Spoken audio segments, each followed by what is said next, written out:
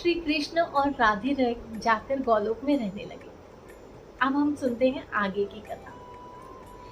एक दिन पृथ्वी माता जो है वो गौ का रूप लेकर ब्रह्मा जी के पास पहुंची और उन्होंने ब्रह्मा जी से निवेदन किया कि ब्रह्मा जी, धरती पर पाप बहुत बढ़ चुका है, कब मुझे मुक्ति मिलेगी इन पापियों से।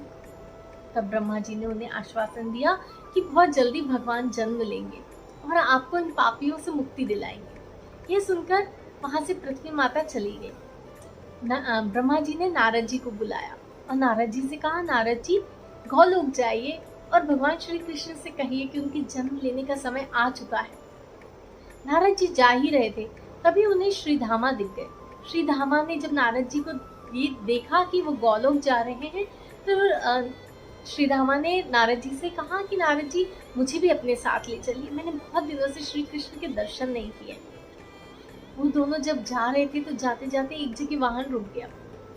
यह देखकर जो श्रीधामा थे उन्होंने नारद जी से पूछा कि नारद जी यहाँ क्यों रुक गए हम। तब नारद जी ने कहा, क्योंकि गोलोक आ गया है। श्रीधामा ने कहा, मुझे तो गोलोक कहीं नहीं दिखाई देता। नारद जी ने कहा, ऐसे नहीं दिखेगा, पहले आपको राधे नाम का जो है जाप करना पड़ेगा। यह सुनकर श्रीधामा बहुत आश्चर्य में पड़ गए। उन्होंने कहा कि मैं राधे नाम क्यों लूंगा, राधा तो भगवान श्री कृष्ण की प्रेमिका है, मैं तो श्री कृष्ण कहूंगा।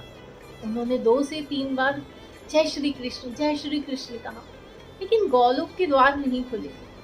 तब नारद जी बोले, आप देखिए राधा नाम का चमत्कार। और जब नारद जी ने कहा राधे कृष्ण राधे कृष्ण राधे कृष्ण, तब गोलोक के द्वार खुल गए। नारद जी और श्रीधामा गोलोक पहुंचे। गोलोक में जाते समय श्रीधामा यही सोच रहे थे कि क्यों राधा जी का नाम पहले लिए जा रहा है, जबकि राधा जी तो भगवान की प्रेमिका है। प्रेमिका को इतना महत्व दे रहे हैं भगवान कि उनका नाम बाद में आ रहा है। श्रीधामा यही सोचते हुए गए। जब उन्होंने वहां जाकर देखा तो राधे कृष्ण गोलोक में अपनी गोपियों के साथ बैठे हुए थे और गोपियां वहां पर राधे कृष्ण कह रही थी। यह सुनकर श्रीधामा को बिल्कुल अच्छा नहीं लगा और श्रीधामा वहां पर गए और उन्हें कृष्ण भगवान को नमन किया और कृष्ण भगवान से कहा कि भगवान, आपसे पहले आपकी प्रेमिका का नाम क्यों लिया जा रहा है। भगवान ने कहा, क्योंकि प्रेम से बढ़कर कुछ भी नहीं है। तब श्रीधामा ने कहा, क्या भक्ति भी नहीं है प्रेम से बढ़कर?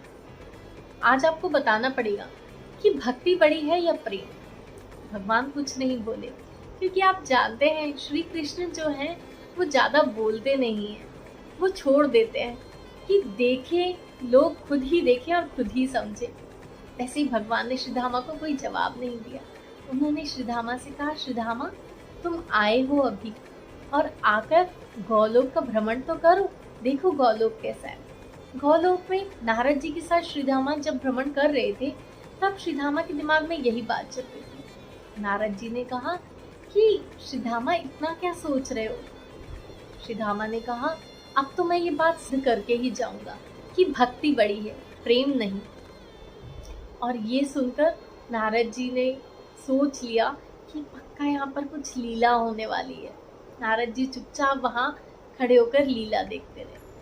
श्रीधामा फिर से श्री कृष्ण के पास पहुंचे और उन्होंने अपना जो माखन लेकर वो भगवान के लिए आए थे वो भगवान की तरफ बढ़ा दिया। उन्होंने जब माखन भगवान की तरफ बढ़ाया तो राधा जी ने आगे हाथ करके माखन लेने की कोशिश की, लेकिन श्रीधामा ने उनके हाथ में नहीं दिया। श्री कृष्ण समझ गए। श्री कृष्ण ने श्रीधामा के हाथ से माखन लिया, लेकिन राधा जी ने वो माखन पहले खुद चखा और फिर श्री कृष्ण को खिलाया। ये देखकर श्रीधामा को बहुत बुरा लगा। श्रीधामा बोले कि भगवान, आप इनका झूठा क्यों खा रहे हो? आपका झूठा प्रसाद होता है, लेकिन आप झूठा क्यों खा रहे हैं?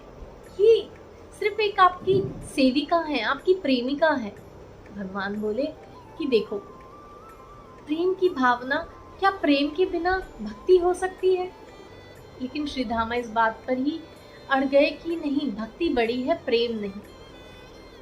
तब भगवान ने कहा कि ऐसा क्यों लगता है श्रीधामा आपको? तब श्रीधामा ने वहां खड़ी सारी गोपियों से कहा कि बोलो मेरे साथ, जय श्री कृष्ण जय श्री कृष्ण। सबने जब जय श्री कृष्ण कहा तो वहां का जो पूरा वातावरण था वो एकदम बदल गया, सब स्वर्ण का हो गया।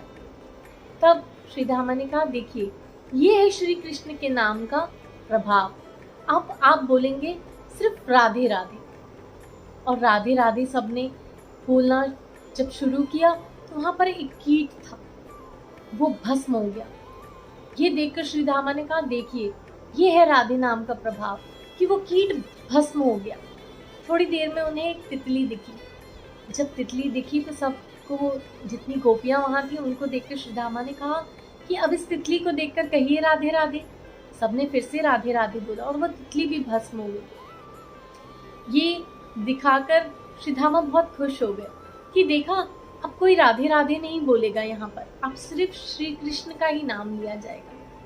भगवान चुपचाप वहां से उठे और जाने लगे। राधा जी कुछ नहीं बोली, क्योंकि राधा जी तो बहुत करुणामयी है, चुप ही रही, वो मुस्कुराती रही।